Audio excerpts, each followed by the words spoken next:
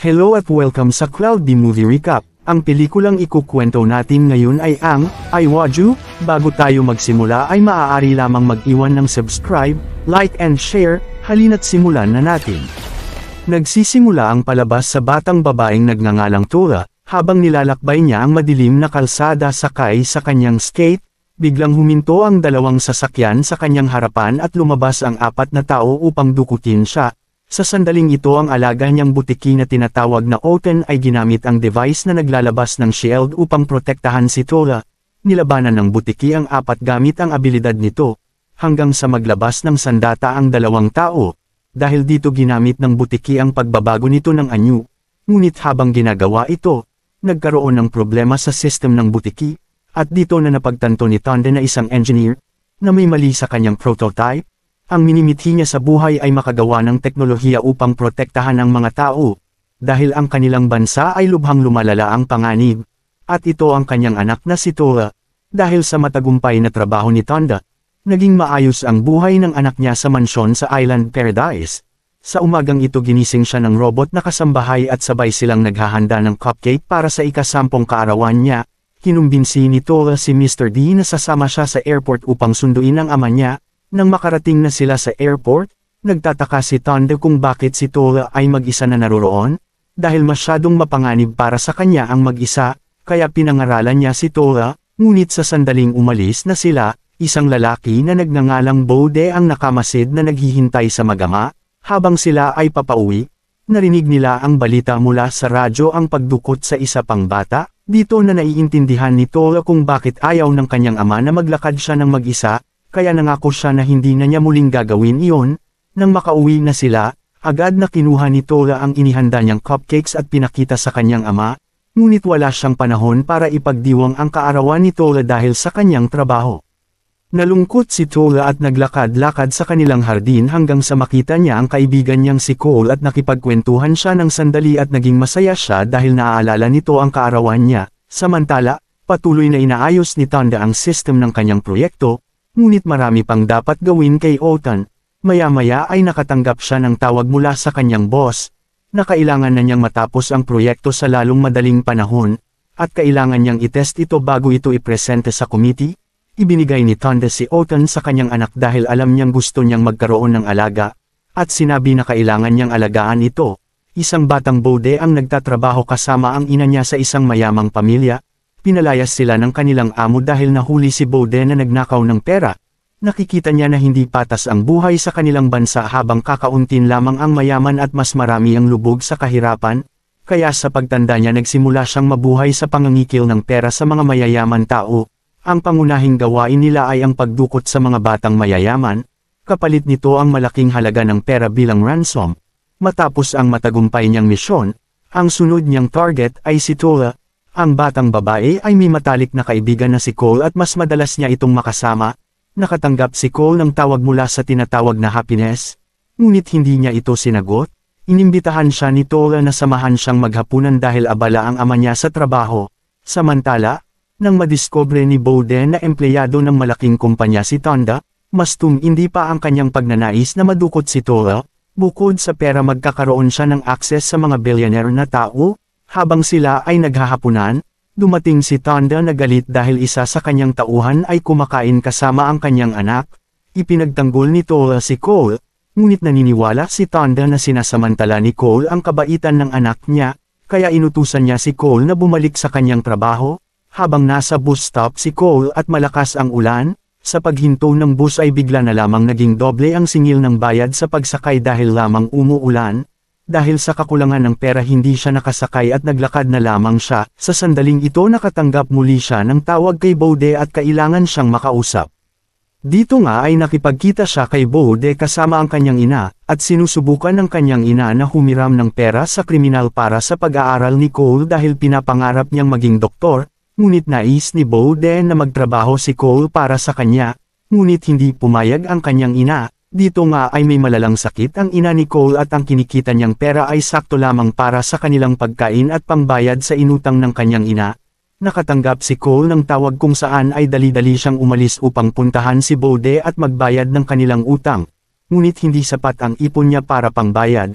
Pinagbigyan siya ni Bode ngunit kailangan niyang tulungan silang madukot si Tora, dahil nalaman niyang nagtatrabaho si Cole sa mansyon ni Tonda. Tinanong ni Cole kung ano ang gagawin nila kay Tora. Sinagot siya na gagamitin nila itong hostage upang makakuha ng malaking pera sa ama ni Tora. Nang makita na hindi nais ni Cole makipagtulungan sa kanila, nangako si Bode na siya ang magbabayad ng lahat ng gastusin sa medikal para sa kanyang ina. Dahil sa hindi kaya ni Cole ang mga pangangailangan ng kanyang ina, pumayag siya sa masamang plano ng kriminal. Isang araw, nais ni Tora na puntahan ng isang mataas na gusali kasama si Cole. Ito ang unang pagkakataon na makapunta si Tora sa lugar na ito, dahil dito nais ni Cole na ipakita kay Tora ang buong syudad.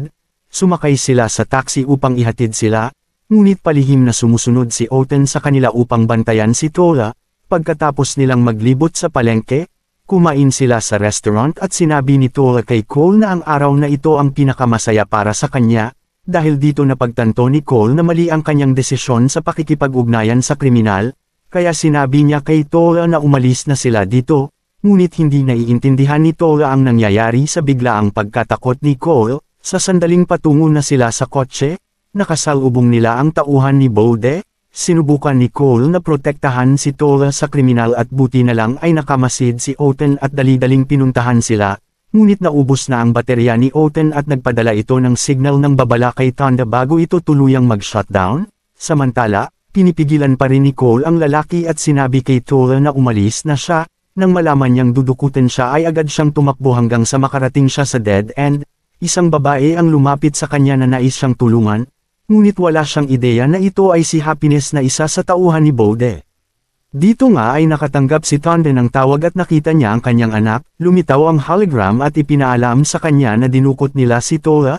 Upang maibalik siya kailangan niyang magbigay ng 50 milyon sa susunod na 2 oras. Ipinakilala ni Happiness si Tora sa kanilang boss. Sinabi ni Bode na kailangan niyang mag-ingat sa nagiging kaibigan nito. Pinuntahan ni Cole si Mr. D upang ipaalam ang nangyari. Labis ang pag-alala ni Mr. D dahil siguradong mapapag-alitan siya ni Tonda.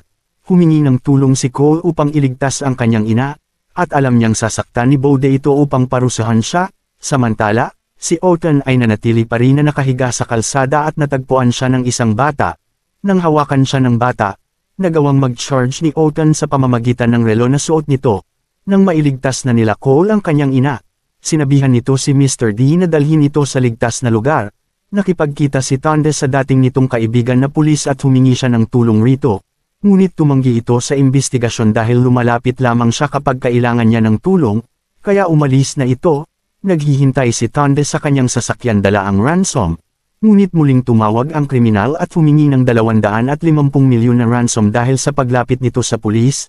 Sinabi ni Tonda na wala siyang ganoon kalaking pera, ngunit alam ng kriminal na meron itong share sa kumpanya kung saan siya nagtatrabaho, at meron siyang 1 oras upang ibigay ito sa kriminal, kundi papatayin nila si Tora. Samantala, habang nagtatago si Cole, natagpuan siya ng lalaki at nang aatakihin na siya nito, agad na lumitaw si Oten at nagsimulang labanan ang lalaking kriminal. Nang gamitin ni Oten ng blast ay tumalsik ito, agad niyang nilapitan si Cole at tinanong kung nasaan si Tora. Si Oten ay isang robot lizard na ginawa ni Tonda upang protektahan si Tora sa anumang panganib at natutunan kung paano kumilos ang mga tao. Sinabi ni Cole na ang tanging nakakaalam lang kung nasaan si Tora ay ang lalaking kriminal. Takot na takot ang kriminal nang hinabol siya ni Oten at hindi niya inakala na kayang gawin iyon ng hayop. Nagawa niyang makasakay sa lumilipad na sasakyan ngunit ginamit ni Oten ang dila niya upang makasakay ito. Dumating si Tonda sa pinangyarihan at nakita doon si Cole. Dahil sa kasalanan, ipinagtapat ni Cole na siya ang dahilan kung bakit si Tora ay dinukot, at inamin na nakipagtulungan siya sa kriminal para makuha si Tora. Samantala, nakarating na ang lalaki sa kanilang hideout at hindi niya alam na nakasunod si Oten. Nang marinig ni Tora ang pag-uusap ng 2 kriminal, nadiskubre niya na ang tinuturing niyang best friend ang dahilan kung bakit siya dinukot. Sa silid, pinuntahan ni Oten si Tora at nagpakilala ito sa kanya. Nagulat si Tora nang marinig na nagsasalita ang butiki, ngunit kakaunti na lamang ang kanyang baterya at tanging pakikipag-usap lamang ang magagawa niya sa ngayon, at kailangan niyang mag-charge upang mailigtas niya si Tora. Dahil sa nakakabit na tracker kay Oten, nagawa ni Tonda na matagpuan ang lokasyon nila, ngunit masyadong marami ang mga kriminal sa loob at hindi nila kayang talunin ang mga ito. Naalala ni Cole na tuwing tumatawag si Bode sa kanya ay nai-record niya sa cellphone niya ang pag-uusap nila. Dahil dito maaari nilang gamitin ito bilang ebidensya, tinawagan ni Cole si Bode at ipinarinig ang kanilang pag-uusap. Inutusan ni Tonda si Bode na ibalik ang kanyang anak kundi ay ibibigay nila ang voice record sa pulis. Sinisi ni Bode ang tauhan niya sa sitwasyon nila, hindi lang sa palpak na paghuli kay Cole at nasundan pa siya, dahil sa kamera sa labas ng gusali, pinadala ni Bode ang mga tauhan niya kung nasaan sila Tonda upang hulihin sila. Dito nga ay nahuli na sila, humingi ng tawad si Cole kay Tola sa kanyang nagawa, dahil ginawa niya lamang iyon para sa kanyang ina na may sakit. Hindi naman agad pinatawad ni Tola si Cole, habang nakatali si Tonda, dumating doon ang isang tauhan ni Bode dala ang pera. Ngayon ay nakuha na nila ang kanilang kailangan, sinabi ni Tonda na pakawalan na sila, ngunit may plano pa si Bode sa kanya. Kailangan ni Bode ng listahan ng empleyado at kliyent ng kanilang kumpanya, ngunit iginiit ni Tonda na imposible iyon, dahil kailangan niyang ihak ang security system ng kumpanya gamit ang sarili niyang computer. Kaya napagpas siya ni Bode na puntahan ang tahanan ni Tonda, ipinaalam ng robot kina Mr. D na paparating ang mga kriminal sa bahay. Samantala, ikinulong ang dalawang bata sa silid ni Tola at nag-iisip kung papaano sila makakatakas rito. Sinabi ni Cole na kailangan nilang i-recharge si Otan upang ma-activate ang IG mode. Nagsimulang umiyak si Tola upang guluhin ang mga kriminal na nakabantay sa pinto. Dahil dito nagkaroon ng pagkakataon si Cole na makalabas upang maghanap ng source ng enerhiya. Nakarating si Tola sa opisina ng kanyang ama at kumuha ng pagkakataon upang kunin ang charger, pagkatapos ay umalis na siya upang magbanyo. Samantala, si Cole ay agad na nagtago sa ilalim ng lamesa nang makita na paparating ang isang lalaki. Nang makita siya nito, ibinato ni Cole ang lahat ng prutas sa lalaki. Mabilis naman ang pagdating ni Tola sakay sa flying skateboard at iniligtas si Cole sa lalaking kriminal, at pagkatapos ay ni-recharge na nila si Otan, habang si Tola naman ay lumabas upang kunin ang sunglasses para makausap si Mrs. Usman ang boss ng kanyang ama. Nang makabalik na siya sa loob, nakasalubong niya si Happiness at nais siyang hulihin. Gayunpaman, bago pa mahuli si Tola, lumitaw si Otan at sa wakas na activate na ang IG mode nito. Naglaban ang dalawa sa kanilang makakaya.